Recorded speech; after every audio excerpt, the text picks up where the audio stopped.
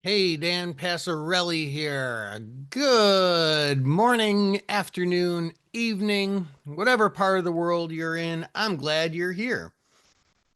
I want to make sure you can hear me. So please hit that Q and A box and type the letter G if you can hear me. Gee whiz. All right. Lacey, Tomas, Mike. Mike, is that the same Mike that lives not too far from me? David is here because there's somebody by that same first and last name, Mike, who lives here on the south side of Chicago, as Leroy Brown used to say. All right, guess it's not you. Hey, so today we're going to talk about when and how to use straddles. Before we get started, I need to point out that options are not for everyone. You should read characteristics and risks of standardized options before trading. Get a copy of that by emailing investorservices@theocc.com. Don't trade with money you're not prepared to lose. And everything we're doing here today is talking about generalized information, not necessarily specific to your specific situation specifically. Now, I see some old friends here, and I like that. Part of the MTM family. But guess what? If this is your first time here, you're part of the MTM family too. And let me introduce myself to you. My name is Dan Passarelli, and I am an author of two of the most popular option trading books, working on my third, but it's still such a long way off. I should barely even talk about it right now, but it's in the works. And not to mention, I also have authored a gazillion blog posts, actually a gazillion 337 blog posts, and lots of magazine articles back when there were magazines, online posts. I've written a freaking Google worth of things. And I'm able to do that because I've been trading for a really, really long time. I started as a professional in this business in 1993. Got my badge to trade on the trading floor back in 1998. Traded there for a long, long time as a professional options trader. Since then, I traded off the floor. Larry's here. What's up, man? Good to see you. Yeah, so traded off the floor. I traded a gazillion things too. So I am the founder of Market Taker Mentoring, which is the global leader in option trader education. I am proud to say, often imitated, never duplicated. I was just talking with our new trader success team member, MJ, today about how people attend my classes and then steal my ideas and start their own trading school based on what they learned, not from having been an actual trader. It's really annoying. You ever come across these people? Like they've never been professional traders, but like there they are. Oh, hey, look at me. I'll teach you how to trade options. It's so annoying, you know? And I guess it wouldn't bother me if I wasn't very aligned in helping you be the best trader you could be. I just don't like seeing these bad actors in this business because we work very, very hard, tirelessly to make you the best trader you can be. And I'm going to continue to do so. I collaborate with all the best companies in this business. You're welcome, Larry. All the best companies in this business. I've worked with a lot of the top options, all of the top options friendly brokerage firms including and especially Firstrade, who does an excellent job on educating their customers. I am honored to be part of that effort on their behalf. And I worked with most, if not all, of the options exchanges literally in the world, from Brazil to Hong Kong to China to LME, London, obviously all the ones in the United States. I've been around the block, baby. But I do other things besides trading. You got to. Trading is a tool. It is a tool that can get you all the things you want in life. I truly believe that because I myself have experienced it, and a lot of people I know have experienced it, and a lot of our students have experienced it. But that is what it is. It is something to be passionate about. It is a fun thing. It's got to be fun. You got to keep trading fun so that you can do all the things that they're more important, right? Like family. Family is the most important thing to me. Got my wife, Kathleen, who many of you who are market taker students know. She runs operations here. She takes great care of our students. And my 2 adult children and my 2 little runt dogs who I think my wife's taking them for a walk right now. I can't say that word very loud because if they hear it, they go crazy. And one of them knows how to spell it too. You know, we used to be like, hey, do you want to take the dogs for a WALK? And that was fine. The old one, she's like, yeah, I don't know what you're saying. But the younger one, she's like, what? Did you just spell WALK? Yeah, I want to go. And she starts barking. Anyway, I digress. I do other things for fun besides trading and family. I'm a runner, uh, which I hurt my foot. So now I'm a biker, not a like biker, but like a pedaling biker. Foodie, traveler, been kind of all over the world, and a musician. These are the things that I do for fun. Trading has helped me be able to do them, and trading has provided me with a good life. And I hope to help that be the case for you.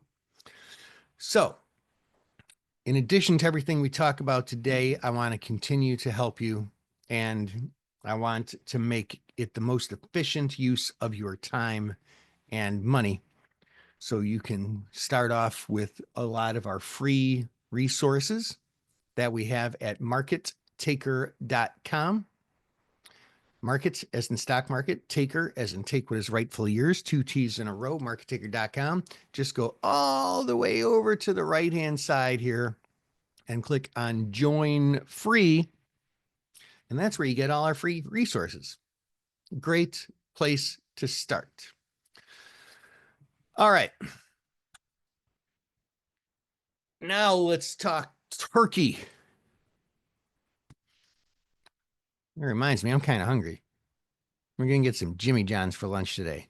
No time to go to the grocery store this weekend. It's been busy around here lately, folks. Busy around here lately. But I'm not going to get turkey. I always get the Italian nightclub. You guys like Jimmy John's? Oh, it's pretty good, right? I mean, for, fast food sub sandwiches. Yeah. Yeah. I love it. I love it. Italian nightclub. That's the way I go. And I like the white bread. I'm not one of the, you know, I, I don't know, just Italian nightclub on white. That's what I do. Okay. So yeah, just reminded me I'm hungry. That should arrive by the time this presentation is done. All right. Let's talk straddles, ladies and gentlemen. So, what is a straddle? A straddle is when a trader buys a call and a put that both have the same strike price, both have the same expiration date on the same stock. Why on earth would you buy a call and a put? Doesn't that cancel each other out? When it goes down, you make on one, but you lose on the other. When it goes up, you make on the other and lose on the other. That can't work, can it? It does work. Why? Because options have limited risk and unlimited profit potential. That means the one that's going the wrong way, you can only lose so much on, and the one that's going the right way, you can continue to make on, and vice versa.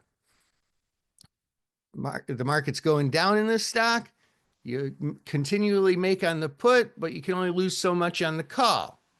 So you kind of end up with a win if you go up a lot or win if you go down a lot. Where do you lose? Oh, we're going to talk about that because you can lose.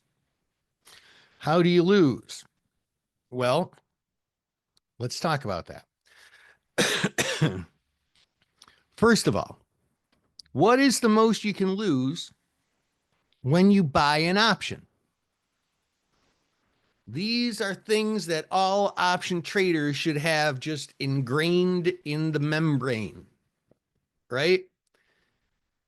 When I buy an option, the most I can lose is what I pay for an option, but I have unlimited profit potential.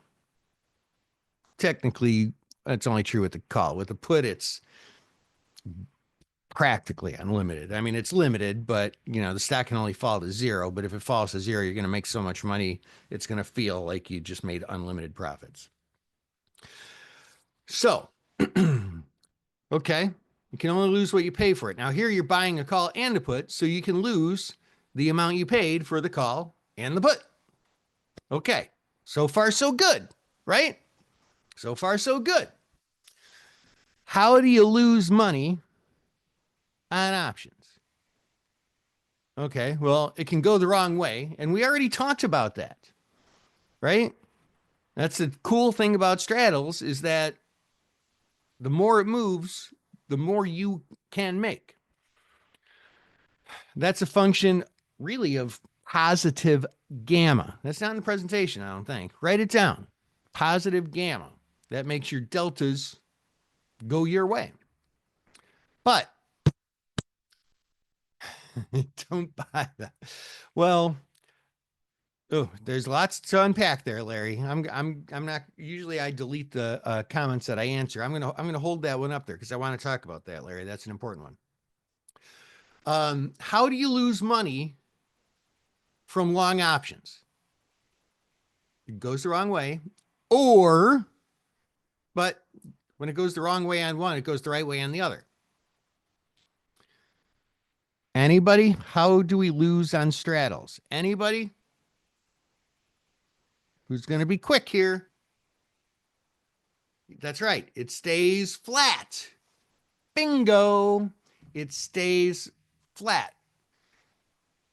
Barren. Time decay. If the stock moves a lot, you make money. If the stock doesn't move a lot, you lose money because the options decay. Mike and Barron, you guys are a team, man. You guys should like team up for like some WWF stuff, you know, like cage match, tag team. Mike puts him in the headlock, taps Barron. Barron does the souffle with them, right? You guys are a team. Doesn't move, lose on time decay.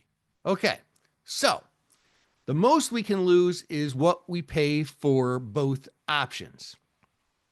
The most we can make is pretty gosh darn substantial. Potentially upside of the long call, and the put can go to zero. Our break evens. To the downside, it's the strike price minus what you paid. That's how far down the stock has to go to break even. If you hold it all the way till expiration. Before expiration, you should make money before that point. And to the upside, strike price plus the debit paid. Again, that's at expiration. You can and should make money before then, before expiration. Okay, let's talk about setting up the trade. That's the important thing here. So Once an underlying candidate has been ID'd, here's what we need to check. And it basically comes down to technicals, fundamentals, and volatility analysis. So first of all, okay, hold on a second. Let's talk about this in layman's terms. Like, let's say you decide to teach your 8th grader how straddles work. Okay, I'm talking to people who know a little bit about straddles. You want to teach your 8th grader how straddles work, which might sound a little crazy, you know. You probably want to do that by 5th grade and not wait all the way until 8th grade, unless, you know, I don't know, unless you just don't care about that kid. You want to teach him straddles right away. How would you explain it? Well, here's how. You would buy a straddle on a stock that you think is going to move a lot. It is a volatility trade. If the stock does move a lot, you make money. If the stock doesn't move enough, you lose money. More volatility, more money. Less volatility, more losses. That's it. You just taught your 8th grader how to do it. Now, there's more to it than that, right? Once kids, like a senior in high school, you can talk to them about log normal distribution curves, right?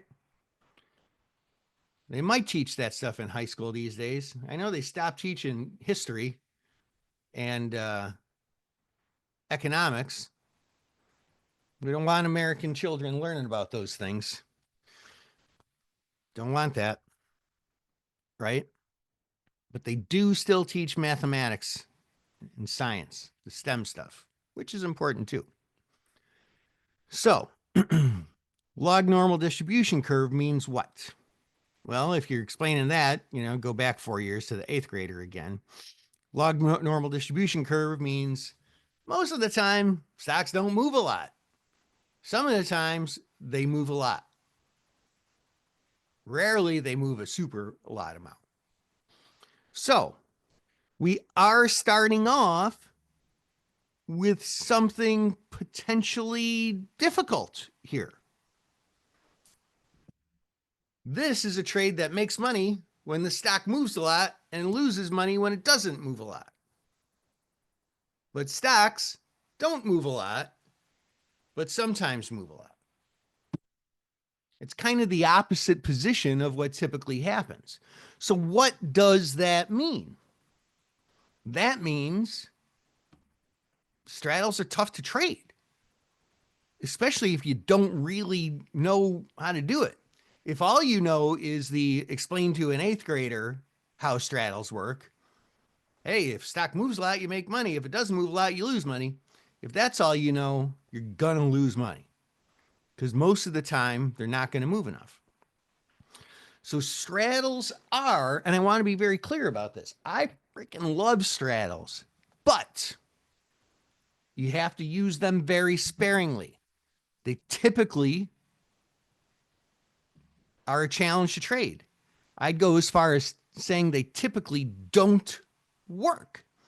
Now, Dan, why would you teach us a strategy that typically doesn't work? Are you crazy? Did you like fall off a turnip truck? What is going on over here? How could you teach us a strategy that usually doesn't work? Because every option strategy is useful for a specific situation. I mean, iron condors, wide striped iron condors, usually do work. But there are some times when they're a terrible trade because the market's moving too much. So this fits into your, I just had the word in my mind there for a second. Lexicon, is that the right word? Yeah, kind of. Fits into your universe of trading tools. We're not going to use straddles every day, but when it's the right time, they're excellent, excellent trades. So we need to know when that right time is. When I see a stock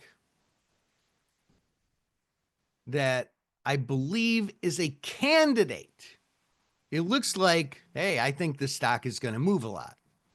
That's the starting point, not the ending point. Then we look at the charts. Then we look at the anticipated news to see when earnings are. And we look at the news, beyond that related to just the underlying, like, is this a Fed announcement? Like the next Fed announcement, we're finally going to have something interesting, right? The next Fed announcement is going to be interesting. Fed announcements haven't been interesting in years, decades. Next one might be interesting. And the wider market situation, the underlying, the sector, is the market poised for higher volatility for some other reason? What's the VIX doing? Is it low, meaning cheap overall option prices, or is it high, meaning option prices are expensive? The individual implied volatility. So let's break those down a little bit. First, we're going to look at the technical analysis considerations. One of our coaches, John Seguin, he has this thing. He says that stocks either rest or run. And I like that. I've heard other people say that too. I'm not sure if Seguin is credited with discovering that, or, if that's just sort of in his world. He's excellent at what he does, so he might have discovered that. Stocks rest or run. So one thing we're often looking for is a consolidation pattern. What does consolidation mean? You know what consolidation means, right? Like squeeze together, right? So the stock's been doing this, and then it's kind of consolidating, less deviation from the mean. Pennants and triangles. Pennants and triangles indicate consolidation patterns with a potential breakout. For option traders, we like to say they indicate declining historical volatility. Now, wait a minute. If volatility is going down, why on earth would I want to buy a straddle? I want to buy a straddle when volatility is going up, right? Well, maybe sometimes, but a lot of the times we're looking for that decline in historical volatility because, bullet point 2 here, implied volatility is probably also declining. What does that mean? That means options have been getting cheaper. And if the stock is getting poised for, consolidate, getting poised for a breakout or a breakdown, and options are getting cheaper so I can buy straddles for very little, now we're talking. Now we've got an excellent trade setup. Consolidations result from daily high and low price bars getting closer and closer together.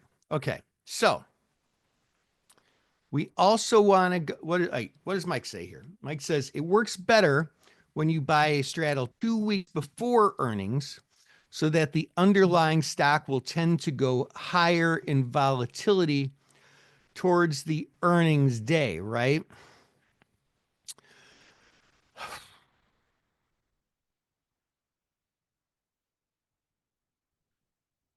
That's a good one, Mike. I don't know about that. And it's not that I don't know about it because I've never thought about it. I don't know about it because I've thought about it a lot. And I've worked with traders who have attempted that strategy. And some of them early on would say, oh, look, it works. And then I talk to them a year later and they'd be like, no, I stopped doing that. It doesn't work.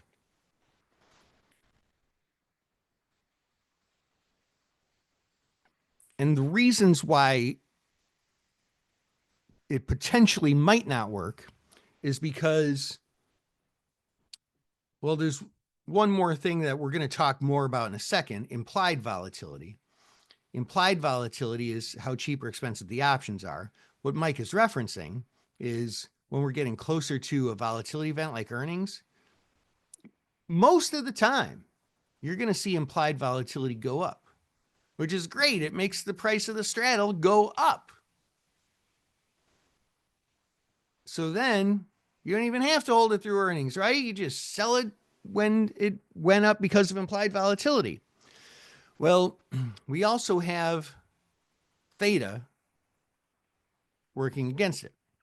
So though the metric implied volatility, like you look at an implied volatility chart, and it's like, oh, look, implied volatility keeps going up. Oh, these straddles must be making money. But if you looked at a chart of the theta, additionally, you'd see, oh, theta keeps going down. These straddles must be losing money. And a lot of times they kind of cancel each other out. Meaning, like, if I bought a straddle for $5 2 weeks before earnings and the stock didn't move at all, it might still be worth $5 right before earnings on average. Sometimes it might be worth $4.80. Sometimes it might be worth $5.10.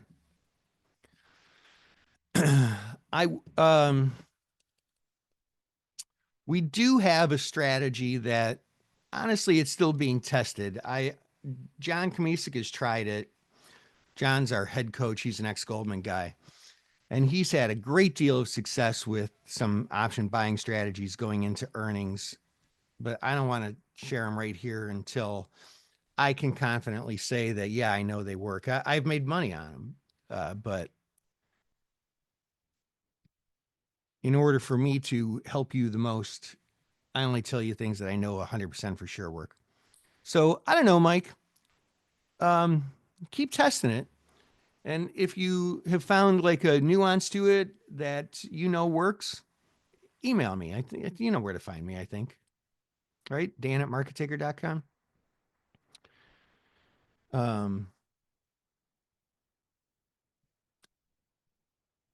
But yeah, thanks for sharing and bringing that up.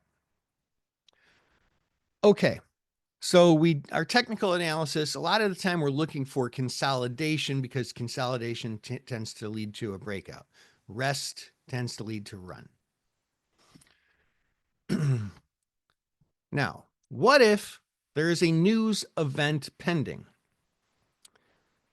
One of the hardest things about trading is just that you can't predict the future of of a stock price. You can't. Some people can use technical analysis to get an edge, above randomness. I believe that. But there's never been anyone who can predict the direction of a stock with like 80% accuracy or more. Anybody who tells you that, they're freaking lying to you. And don't listen to them because they are liars. But, above and beyond randomness, there's some people who have skill. And they can put an edge in their favor. Predicting volatility, that's a lot easier. It's a lot easier. Why? Well, just because of that conversation that I was just having with Mike, right? Leading into an earnings report, the implied volatility does tend to go higher. And and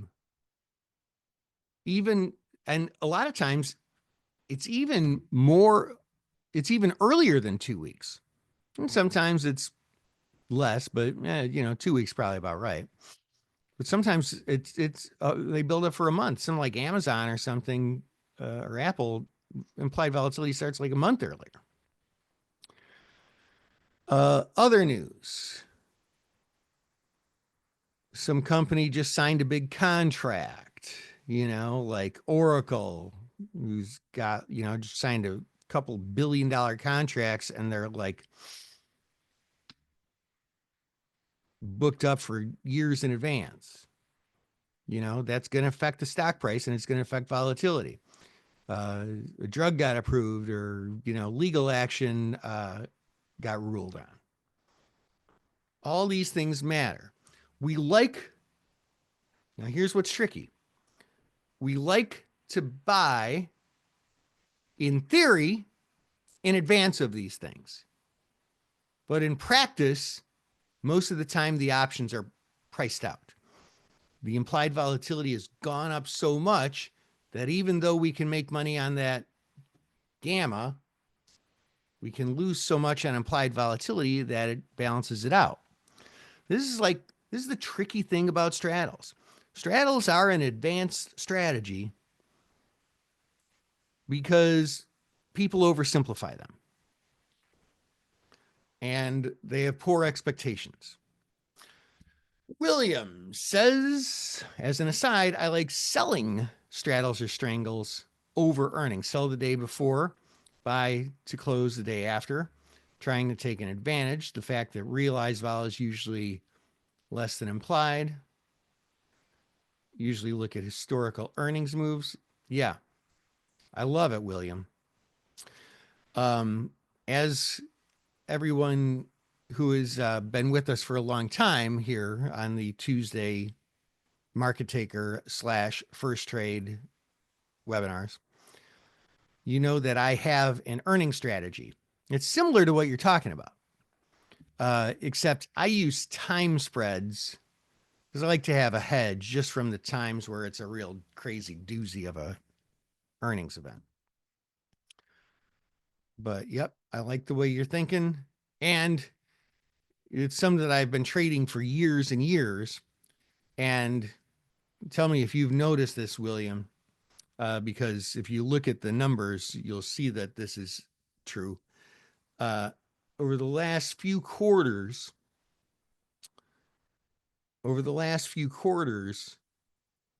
the actual moves on stocks has been increasing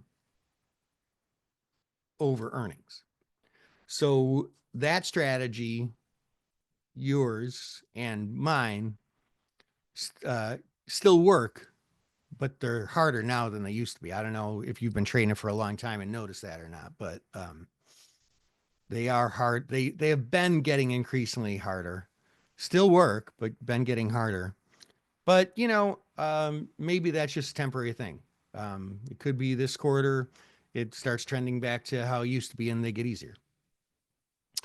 Okay, so I like it. I like it, William. Baron, does buying straddles for the strike price closer to the stock price kind of just out of the money work better than far out of the money? Yeah. I'd be hard pressed to find a time when buying an out of the money straddle makes sense. Because remember, straddle is same strike. Strangle is two different strikes. Straddle is same strike. So if one's far out of the money, then one's far in the money, and you're starting out with a delta, and it kind of doesn't really make sense. So yeah, you always want to, for straddles, you always want to stay at the money, as close to at the money as possible. Okay, next, volatility keys. Ideally, so here's this is the crazy thing. Like, if you traded straddles and they haven't worked, congratulations, they don't work for most people. But if you want them to start working, you really got to wrap your head around the things we talked about so far and these things that we're going to talk about right here. Ideally, which seems counterintuitive, almost like you shouldn't be able to find opportunities like these. But hey, that's all trades. You're always looking for a mispricing. You're always looking for something that doesn't make sense that you found that nobody else found. So what we're looking for is the current implied volatility, which is how cheap or expensive options are. If you're not familiar with what implied volatility is, go back on the Firstrade YouTube channel and find my webinar on implied volatility. Okay. When implied volatility, i.e. the price of options, is low compared with the average over the medium term, that's when straddles can be attractive. Rule of thumb, if implied volatility is in the bottom half of the 6-month range, that's one metric that shows that it's cheap and a decent buy. Lower implied volatility levels reduce the cost of entry. It means the straddles are cheaper. That can increase our probability of success and reduce our overall risk.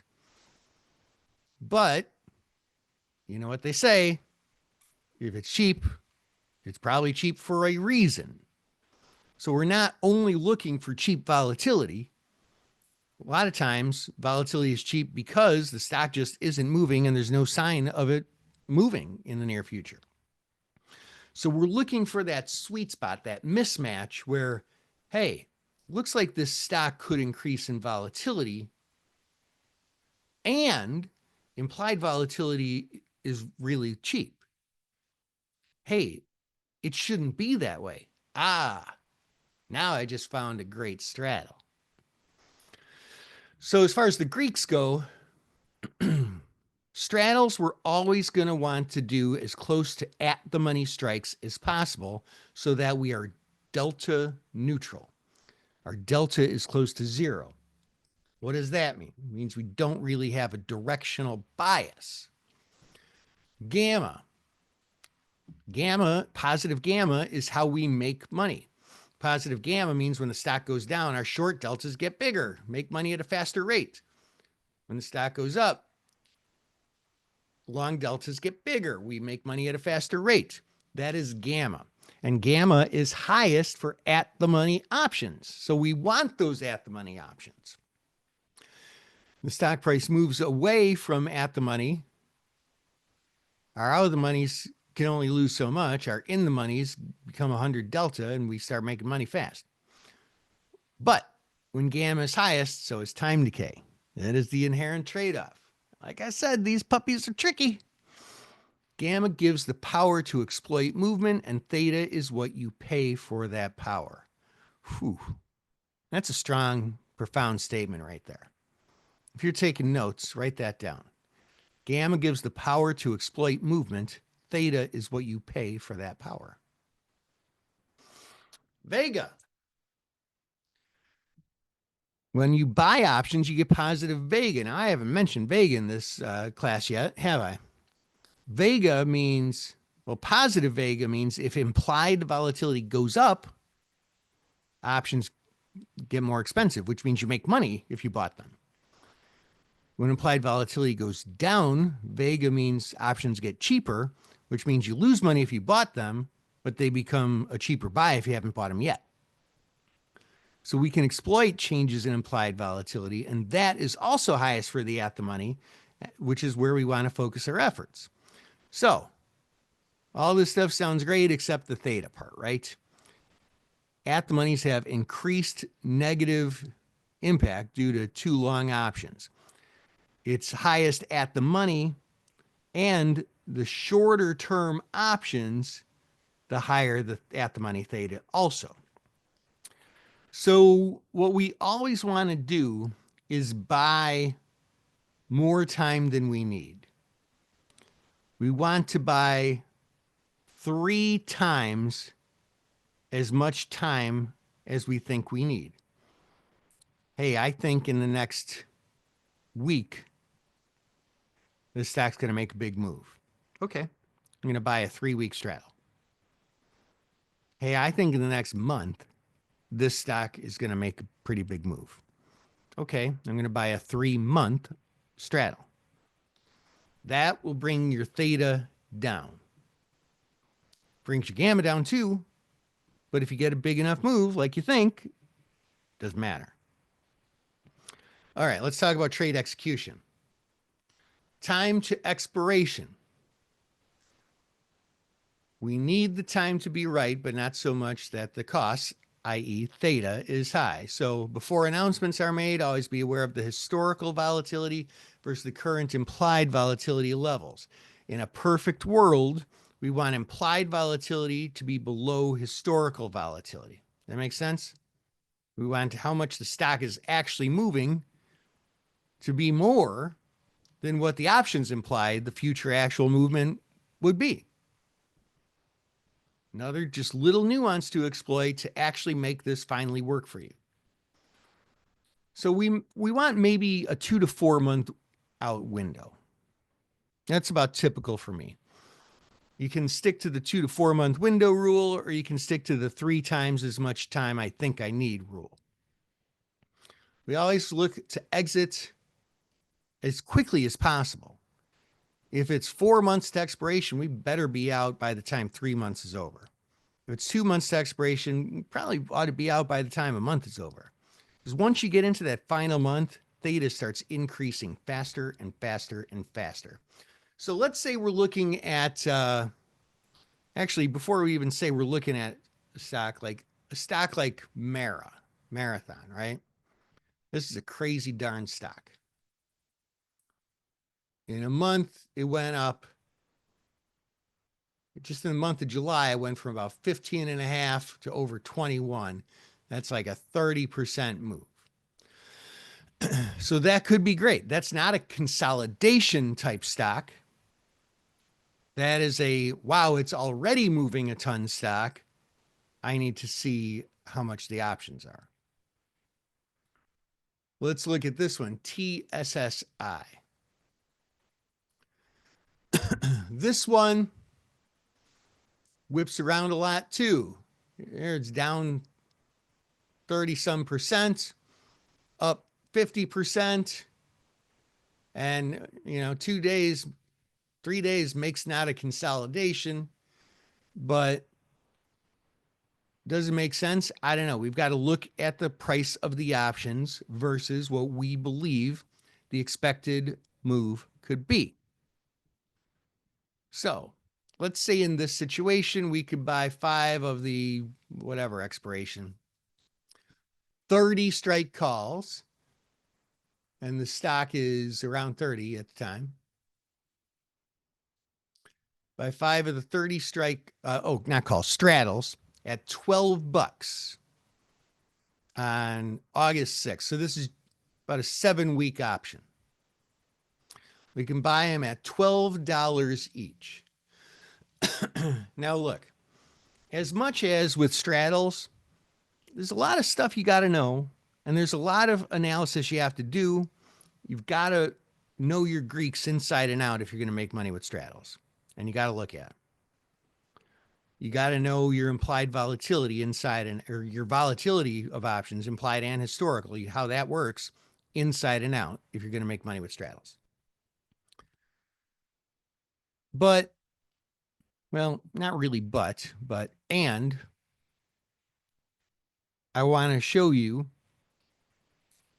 an easy way to look at it too. Still, please do the analyses that I talked about, but here's another one I want you to do. Hey, there's 7 weeks until expiration. I can buy the 7-week straddle at $12. In the last 7 weeks, did the stock move more or less than $12? Moved a lot more than $12. Do I think that that's likely to continue? Maybe. Here's how this played out. After that, there's a gap. It was an earnings gap. You could actually buy that straddle going into earnings. And this was a speculative play. I am not going to tell you that, oh, look how easy trading straddles is. You were taking risk with this for sure. Don't let anybody tell you any different. But they can pay off pretty darn massively. You could have bought that straddle for $12 and less than 2 weeks later could have sold them for $15.25. So that's a $3.25 profit on your $12 trade. So that's, 27% or something like that in 2 weeks. It's not bad. And once you get to this point, now I'm going to give you a little bonus here. I wasn't even planning on telling you about this, but it's going to be useful. Once you get to the point where one of the options is worth a ton and the other option is worth barely anything, that means this is now 100 short deltas. That means that if the stock goes back up, you lose those profits fast. If the stock continues down, great. But, you want to start thinking about taking it off once one of the options is worth barely anything. Mike, since most of the stocks are at all-time highs now, what's the best and safe strategy you will use if you still want to be in the market? Oh, let me save that one, Mike. I don't know if straddles right now is the answer to that question, and I want to make sure we get through the straddles presentation. It's a very good and relevant question, though, so I'm going to save that one as well. Oh, now might be a good time to address Larry's comment from earlier.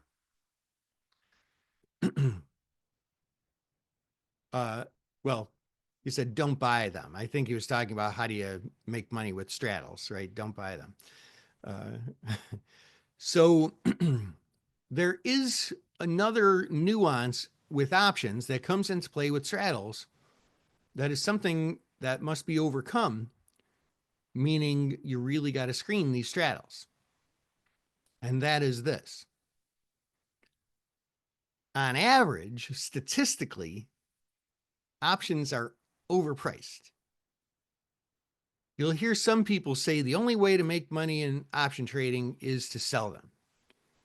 And if you don't know how to do any volatility analysis, or you learned it and you're not good at it, then you should stick with that. But if you have learned to do volatility analysis, then you go with the old Russian proverb that Ronald Reagan used to say all the time. Remember it? Trust but verify. Yes, options are typically overpriced, but are they right now in this market for this stock in this situation today? Most of the time, the answer is going to be yes, they're overpriced. I don't want to buy a straddle. Some of the time, the answer is going to be, oh, look, they're underpriced. Yeah, I'm going to buy a straddle. All right. So, Larry, thank you. I saved that just for the right time. Thank you for contributing, my friend. Mike, I'm going to get back to your comments later if there's time. I think there will be. Mike says also, since you're buying and not selling a straddle and the time is against you, do you prefer longer one like 3 to 6 months? Yeah. Yeah. Right. I want that smaller theta. Yep. Okay. So Kohl's, this is an example, and these prices are not current intentionally. I'm not giving trade ideas. I'm teaching you how to spot good opportunities. So in this historical example, Kohl's is expected to announce earnings on August 27th. Last time they announced, their earnings per share came in about 47% better than what was expected.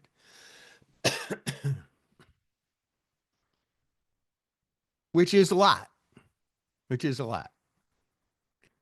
Truth be told, here's a big secret.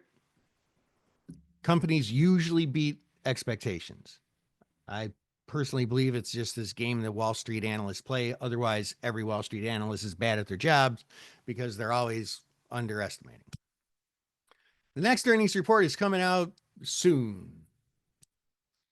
The expected earnings for this quarter are positive 30 cents. Last quarter, it happened to be down 13 cents. Quarter before that, it was down 25 cents. So we see an upward trend in earnings. So let's take a little look-see-poo here. This is what we see here, right? Here's the chart. So what can we do going into this event? And by the way, like, oh, who's that pointed this out before? Oh, gosh. Was it Mike? I can't remember. Said that you like to sell straddles going into earnings, which is more often a better, I mean, it's a very high risk trade because you have unlimited risk if there's a humongous unexpected gap. And you look at the historical gaps, but so do I. And sometimes, oops, this quarter I got the biggest gap that I've seen in 3 years. Oh, well. So that's a riskier trade, but a more likely to succeed trade is selling the straddles. Buying straddles is very, very situational. I usually don't buy straddles, but when the situation rears its head, I love buying straddles. So in this case, say I look at some past gaps and I think, you know what, I can buy this straddle for a pretty good price. I buy the November 14th straddle. Oh, look, earnings was on what, the 27th? August 27th, but I'm buying the November 14 straddle, buying way more time than I need. Smart, smaller theta. I'm risking $465 per contract, which is $465 of cash per contract. I can make a lot of money if I'm right. I can lose what I pay for it, $465. If I were to hold this all the way until expiration, which I will not do, it would have to go down to 1865 to make money, or up to 1865 to make money, or down to 935. But the only way to trade straddles is to be out way before expiration. So I look at these at expiration break evens, but I don't put a lot of stock in them. Mike says, I'd rather sell iron condors 2 or 3 days before earnings to get more premium since they're more expansive. Yeah, iron condors is my second favorite premium selling strategy for earnings. Time spreads are my favorite, but there are some times when iron condors are better. But I would say mostly time spreads are better. That if what do I have on the calendar here? Well, I'll try and remind you. Those of you who are on my email list, in about less than a month, earnings season is going to start, and I'm going to be hosting at markettaker.com an online class on earnings trading. So if you join my email list now, which I showed you how to do already, you'll get an invite to that. So let's talk about trade management, because that's really the important thing here. Key decision points are I've got to have a plan. With any option trade, I've got to have a plan. I've got to set a profit target. And once the profit target is achieved, I want to take profit on at least a third of the position, if not half, if not all of it. If there's a lot of time still remaining to expiration and my momentum metrics indicate, like RSI indicates, oh, it's not overbought or oversold yet, it could keep going. I haven't hit any support or resistance yet, could keep going. You know, then I might take off a third or a half of it and let the rest run. Once the event has passed, if it's an event-based scenario, because I gave you a couple of motivations for trading this. If it's an event-based scenario, once the event is over, I'm out. And I'm sorry if that was Mike or if that was somebody else who said that they sell straddles. You had the right idea. As soon as the earnings comes out and the stock makes its move, you get the heck out. Implied volatility usually does, I mean, it does not sell off right away.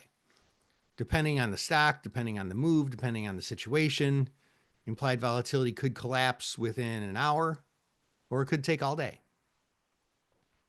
And that's how you make money, by selling options going into earnings. Yep. Yep. I'm with you, Mike. I'm with you. What if implied volatility drops significantly? Like, you don't want implied volatility to drop significantly. If it does, that can precede the market not moving. But more importantly, you've already lost money on it. You want to get out before IV drops a lot. And market conditions change. We always have to keep reevaluating our trades.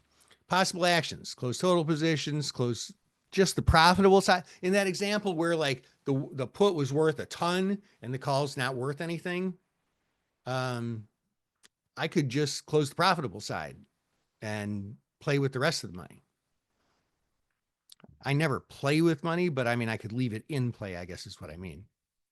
Reduce the profitable position, become delta neutral, or adjust position to lock in gains and change my risk reward profile. After the news announcement and no surprise movement, exit within a couple of days when the price movement confirms no big deal. I would say you exit that day if there's no movement and get out fast. After the news announcement and there was a surprise and significant movement, if my price target is achieved, get out. Don't get caught holding, waiting too long. Maybe sell profitable side. If the other side is like worth nothing, you know, if I can only sell it for a dime, I don't care about a dime. I mean, I guess if I sold a straddle for 80 cents, I'd care, but I probably wouldn't. So adjust the overall position, reduce delta, create a new position. Maybe, I don't know. So an example, say we were long the March 50 straddle at $6. The underlying jumps to 5. Now the March call is worth 7. March put is worth $1. I mean, one thing I could do is I could sell the March 45 put at $3. You know, that's one way I could roll into something else. That's more of an advanced play. Course of action: do nothing, stay the course, which we're almost never going to do. We always want to get out early. Sell the call. Consider doing an adjustment like it just points out. That changes my cost basis. The result: when I do any adjustment that's not an exit, the only time I do it is if my risk exposure has improved, if my risk reward becomes better, or my probability of success becomes better. Mike says, will you agree it's safer to buy a straddle 2 weeks before earnings while IV is still low and get out right before earnings to avoid the vol crush? Well, I mean, like I said before, you look at a volatility chart and that makes sense, but theta eats away at it. I'm going to give you some homework, Mike. Paper trade some of these for this entire earnings. I mean, you really have to do it over about 3 earnings cycles. So this is a test you're going to have to do for like the next year. But hey, man, if you discover something, the next year after that could be life-changing. Test it out. I mean, you could try back testing it too. But back testing has its limitations. I don't know if that would work. I've worked with a lot of people who told me that that's what they were doing. And in the beginning it worked, but in the long run it didn't.